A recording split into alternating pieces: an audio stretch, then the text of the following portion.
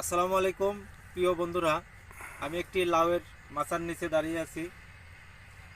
লাউ আমাদের দৈনন্দিন তালিকায় একটি গুরুত্বপূর্ণ সবজি। লাউয়ে আছে পর্যাপ্ত পরিমাণে পানি, যা আমাদের দেহের জন্য খুবই উপকারী এবং দেহের পানি শূন্যতা দূর করে।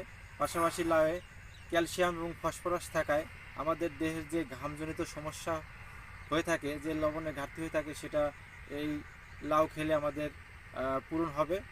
পাশাপাশি আমি আপনাদেরকে আরেকটু বিষয়ে অবগত করি। আমার এই কৃষক ভাই, এই বিশাল একটা মাঠ, আশপাশে কোনো সবজি জমি নাই। এখানে মাঠের অন্যান্য ফসল চাষাবাদ হয়ে থাকে। এই পাশে একটি ডোবা আছে, ডোবার এটা এটা পার।